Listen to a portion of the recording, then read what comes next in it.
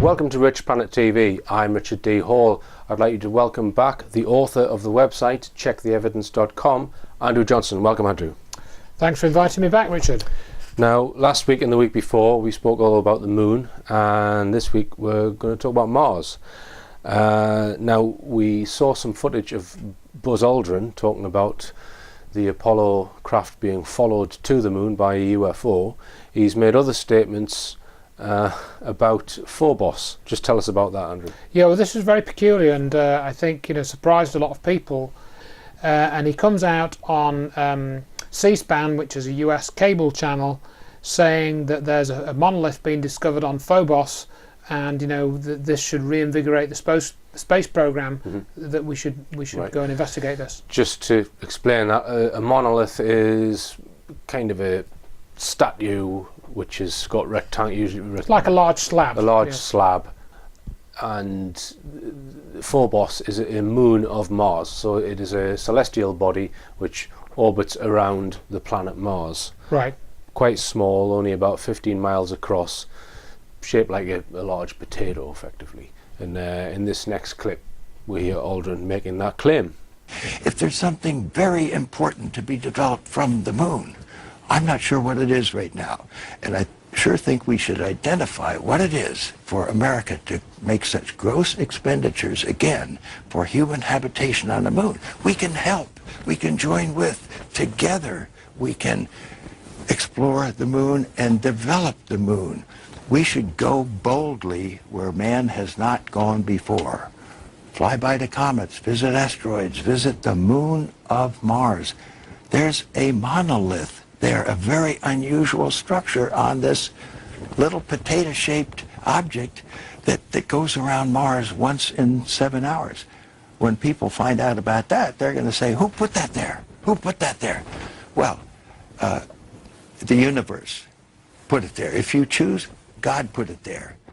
All right, now this sparked items in national newspapers after he'd said this, and in particular I saw the Mail Online article. Well, again, if you read the actual article, I mean, we were talking about this last night, and it is a little bit confusing when you read the article, because there are several pictures shown in the article, and we'll show these on the screen, but it appears that one of them is indeed on Phobos, but it looks more like a large mound than a monolith, and then there's another monolith image, which is actually, I found out through further research, is in Valles Marineris on the surface of Mars. So it's odd that Aldrin would confuse these two things, and I don't even know whether one was originally released at one time and one at another time. And then there is a third image in this Daily Mail article, and we can probably bring these images up on the screen. We've got a third image in the Daily Mail article. I looked and looked and looked for several hours to see if I could find a source for this third image. It doesn't look like a monolith. It looks more like a square looking post, and I could not find the original source for that image, whereas the one in Valles Marineris, I could give people the original NASA image link for that image, and indeed there is something which looks like a monolith there. And again, we've got this other, I made this little video clip of Phobos, and it appears there are lots of these things that look like monoliths. There are probably about 5 or 6 of them. Right, so this is an image of the surface of Phobos that you've got from NASA, and you've made a little video sort of scanning from one area of Phobos to the other. Correct. And they've got quite long shadows on them. Yes. But we don't really know what they are. Correct.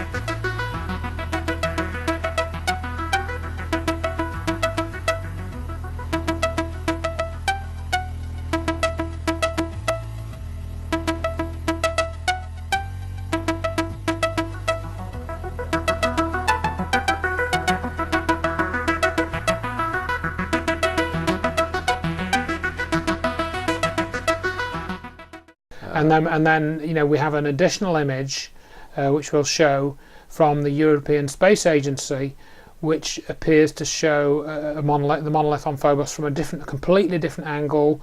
It's a colour image as opposed to this, you know, this little video clip is black and white, because the original image is black and white.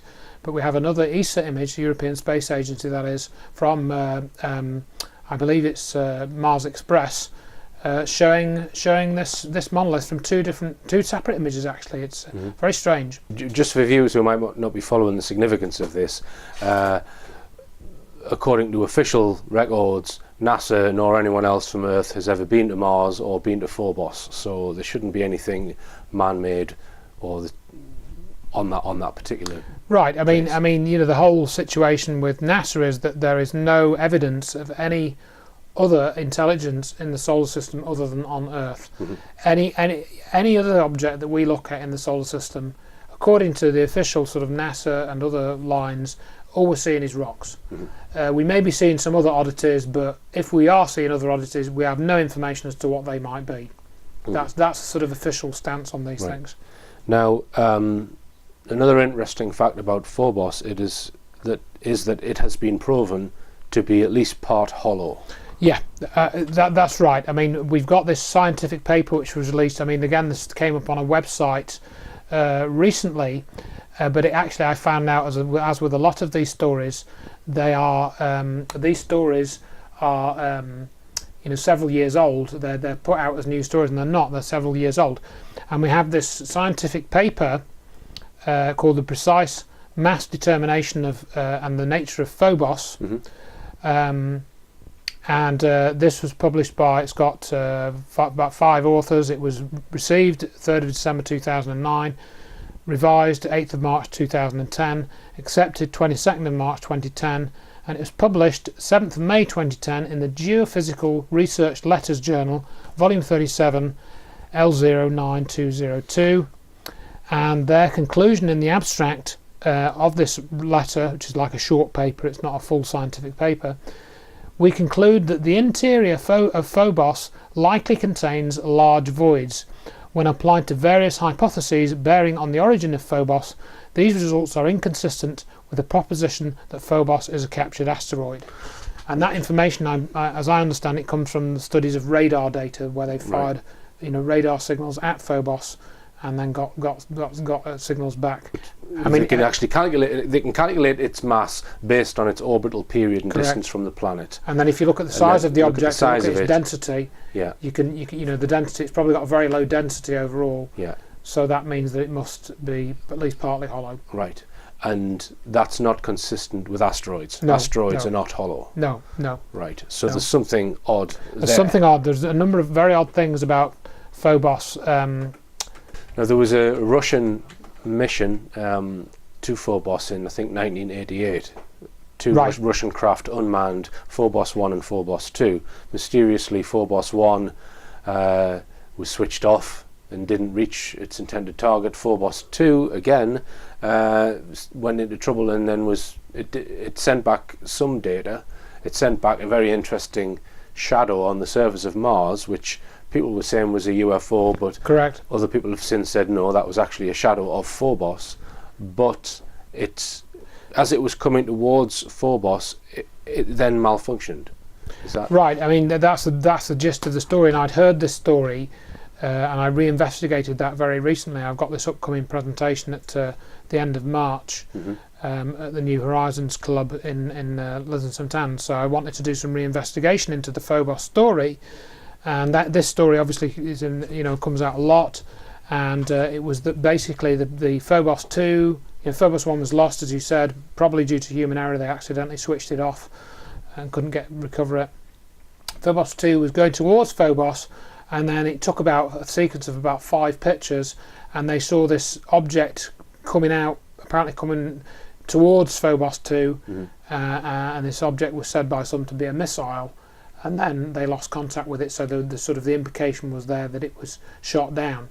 And these pictures were shown on Larry King Live, and there's a web article by Don Ecker which shows these pictures, or one of the pictures, but actually what it's showing you is rather a poor quality photocopy of this image, and I recently came across the original images as were seen on the Russian, on the Russian mission by the mission controllers, which we've got.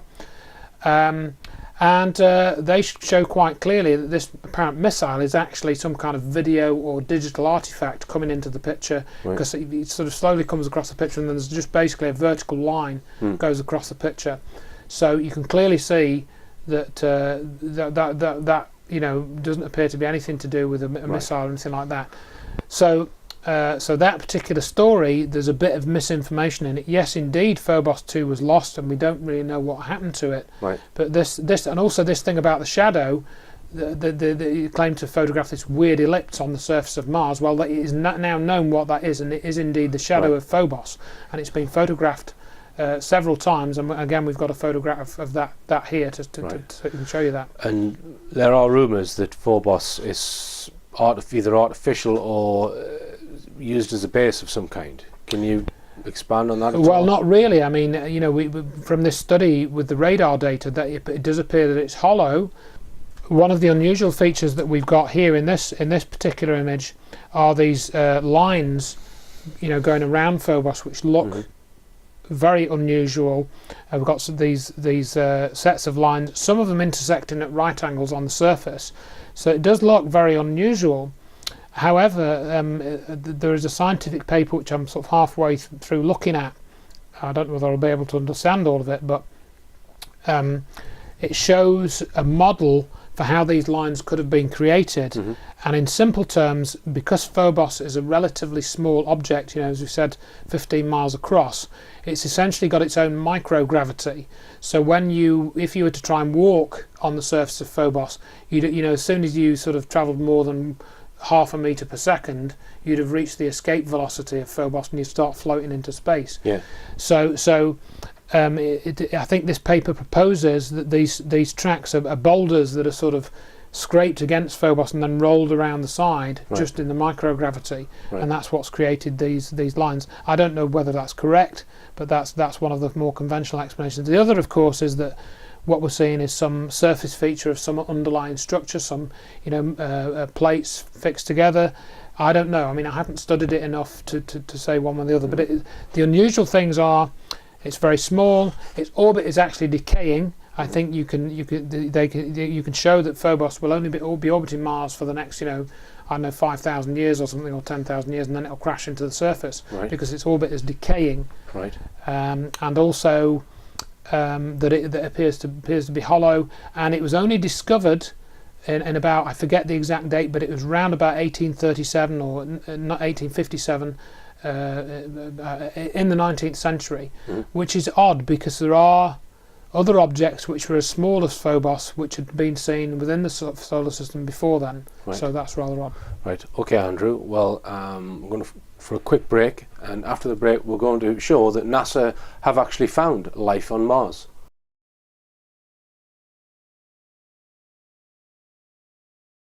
Welcome back. I'm talking to Andrew Johnson about Mars and the possibility of life on Mars. Now, in the 1970s, NASA sent two probes, the Viking probes, which were sent, one of its missions was to specifically look for microbial life. 3 experiments. Just tell us about that, Andrew. Yes, well, there was basically the main experiment was to send out a robot arm from the probe with a little scoop on it, or a spade or a shovel, whatever you want to call it, dug into the soil, and it would bring a sample of soil into the probe. It had like a chemical laboratory, a small chemical laboratory inside the probe, and they would pour like a sugary solution, but the sugary solution had radioactive carbon in it, and then if there were any bacteria, they would then feed on this sugary solution, and they would digest or process the carbon, and then they would give off carbon dioxide, and so you'd be able to detect the carbon-14, the radioactive carbon, in the gases given off. And that's indeed what happened, and they found that this gas, carbon dioxide, was given off with radioactive carbon in it, so it had been metabolized. The sugary solution had been metabolized. So that gave off CO2 for 3 days. Correct. Which was proof of life. Essentially, it was proof of a life process, because if it was an ordinary chemical reaction, it wouldn't have, it would have just been over in, half an hour or an hour or something like that. Then there was a second experiment which also proved life. Right, that was, I think, they're called the pyrolytic release, and then there was a third experiment. It might be better if we play some of the clip. We'll take a look at this clip all of that. Of what's the chap's name? David Darling and Ron Bennett. Right, explaining those 3 experiments and what NASA did with that information. I believe that Viking found life, and I think that maybe not intentionally, but scientists painted the wrong picture of what happened. The message was put out that Viking found nothing more than unusual active chemicals in the soil, that basically Mars was dead. And that's had a profound effect on everything that's followed, including the direction of the whole space program.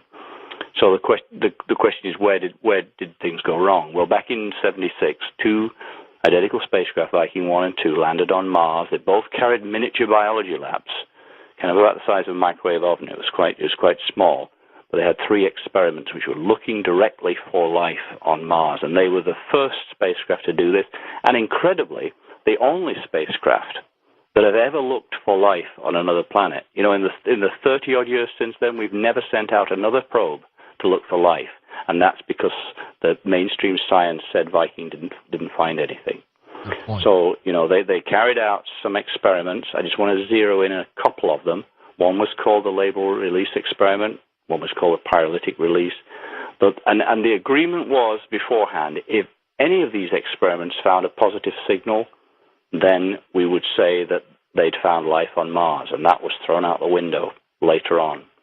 So what the label release experiment did was it took a sample of Martian soil, it dripped some water onto it, some goodies, some nutrients, kind of like a chicken soup type of thing for bacteria. And the neat thing was that those nutrients were laced with radioactive carbon. And the hope was that any bugs in the soil would metabolize that food and they'd give off radioactive carbon dioxide, which you could then pick up with a radiation detector, a Geiger counter. And lo and behold, that's exactly what it found, a big rush of radioactive carbon dioxide, which lasted for about 3 days. Exactly what you'd expect if there were bacteria in the soil, and not what you'd expect if there was a chemical reaction. It wouldn't last that long. There's no way. The other experiment, the pyrolytic release experiment, showed that organic chemicals were manufactured in the soil by something. That's kind of hard to explain without life going on. And these 2 together gave life signals. So why didn't scientists say that Viking had found life? Because according to the pre-agreed criteria before Viking ever left the launch pad, both of those experiments found life. The reason was there was another instrument on board Viking, which was called the GCMS. That stands for Gas Chromatograph Mass Spectrometer. And the whole purpose of that instrument was to look for organics, organic material, anything containing carbon, basically, in the Martian soil. And that came up negative. It didn't find a single thing. It didn't find a single carbon-containing molecule in the soil. And it was used as a court of appeal, basically. So you've got 2 experiments saying, yeah, there's life here by pre-agreed criteria. Another instrument says there can't be life, no organics, you can't have life. But that instrument wasn't working properly. And we know it wasn't working properly. It's been demonstrated. It was demonstrated even before Viking took off, although it wasn't really well known or advertised. But in several studies since then, identical equipment to the GCMS been tested on Antarctic soils, on soils from deserts regions on Earth, which are similar to Mars, and it has failed to find life where we know there is life by other instruments. And so this Court of Appeal instrument was faulty. We know it couldn't have detected organic material on Mars, and yet that's the way it panned out, that scientists used that as a way to say there's no life on Mars. So the GCMS found nothing, and so what did the Viking scientists team do? They dismissed the positive readings of the other 2 experiments, and they said that the activity in the soil was due to some kind of reactive chemical like hydrogen peroxide, and that was that.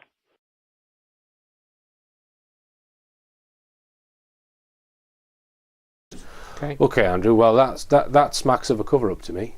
Yeah, and I mean Gilbert Levin, I mean he's been very much an outspoken critic, because Gilbert Levin was the scientist who designed the experiment we described before the clip, the labeled release experiment, and he actually was a bit amazed because they set out to debunk his experiment. In other words, they'd employed him to design this experiment and build it, and after it given this result, they then tried to, NASA separately did or scientists wanted to do 50 reproductions of Levin's experiment and claim that the effect was the result of oxidation, in other words, an ordinary chemical reaction with no life process involved. And they did 50 different experiments, but Levin argues that none of them completely explained the results that he got. Right. And one of the other things I should add on to that, in July 2004, Professor Vittorio Formisano, who worked for ESA, he did a spectroscopy experiment from Mars Express, which was the European Martian orbiter, and he was looking at the light which was coming back from the atmosphere of Mars, measuring the light and elements of the light in what's called a spectroscope, and he basically discovered biomarker gases, as they call them, in other words evidence of life in the Martian atmosphere. And he said, "My observation should not be taken as a statement that there is life on Mars today, because we need to go there to drill the soil, take samples and analyse them before possibly concluding that life is there." Now, so he's talking about going there and drilling the soil to find life. Well, this is rather odd, because he said this in February 2005, and yet in 1976 the Viking probe had been to Mars and drilled the soil and detected life with a labelled release experiment. So we have two completely independent, separate experiments giving essentially the same result, yet they're not tying these together. The scientists are not, he didn't say, "Oh yeah, well this is what Viking discovered, so I think I'm right." Just to be clear on this, Andrew, NASA's current position on life on Mars is there's none. Yeah, they're saying, not even microbial. Correct. They will basically say, well, we're still looking at the data. Right. We think we don't have any definite evidence that there is life on Mars. We still think there might be, but we're not really sure. That's essentially their position. Have they admitted to water on Mars at this point in time? Yes, they've announced that several times. Right. We have another picture which we can show, and this is a Viking image from 1979, and it says, this is their caption from the NASA website, and it says, "This colour image shows a thin layer of water ice frost on the Martian surface at Utopia Planitia." Okay, so it's not liquid water they're talking about there, but they're saying water ice frost. Right. So that's water, isn't it? Yeah. And of course that's what the image should look like, because that's when the colour of the sky has been processed correctly. So this is decades before they've admitted there's water on Mars. Right. And I've heard them announce it several times. They announced it in 2006, and now they've been talking about it again with some of the Curiosity images. And you mentioned the colours. Since, well, they've been messing with the colours coming back from these exploration vehicles, mainly messing with the sky. Mainly, yeah. I mean, they seem to, occasionally you'll get the odd picture which doesn't show a predominantly red or pink sky. Occasionally they'll show a sort of grey coloured sky or a sort of lighter coloured sky, but the correct colour of the sky is blue on Mars, as I understand it. And also Gilbert Levin has done his own analysis, and he concludes the same. Gilbert Levin, who did the labelled release experiment, also concludes. And I know that Anthony Beckett has spoken on this programme about this, probably, so people can go back to that if they wish. All right, now there's another chap called Charles Schultz III, who is from Carolina, and he's downloaded thousands of images from NASA of Mars looking at fossils. Correct. I mean, he's been looking at some of the Spirit and Opportunity, which are two of the rovers which landed on Mars in 2004, and I think one of them is still working 9 years later. It had a lifetime of about 6 months or something, but it's still going.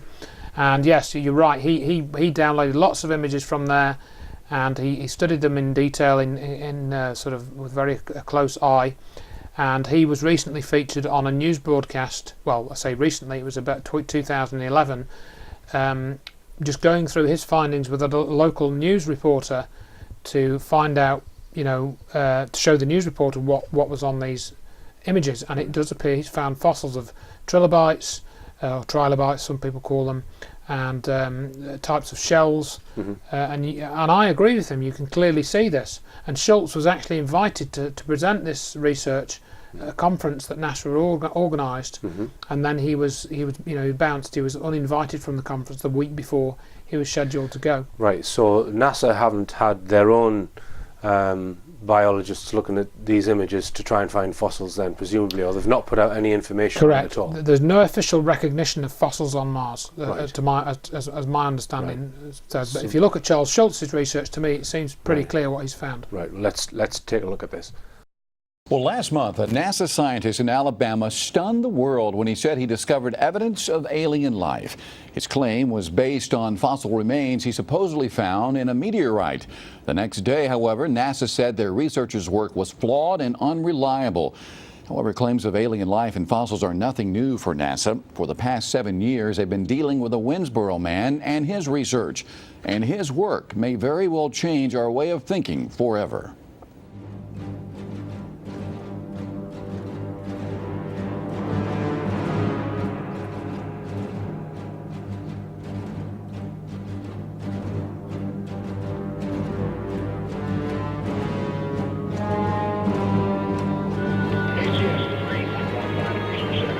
Ever since the Viking probe landed on Mars in 1976, NASA has been trying to find out if life once existed or if it still exists there today. 30 years later, in December of 2006, today you will hear what many are saying may be the most significant discoveries to date. NASA scientists released photographs that suggest there is life, pictures that show water on Mars. We can honestly talk about liquid water on the surface of Mars today. The news was reported in the national media and was hailed as a major discovery. The only problem, another man says he made the very same discovery nearly 3 years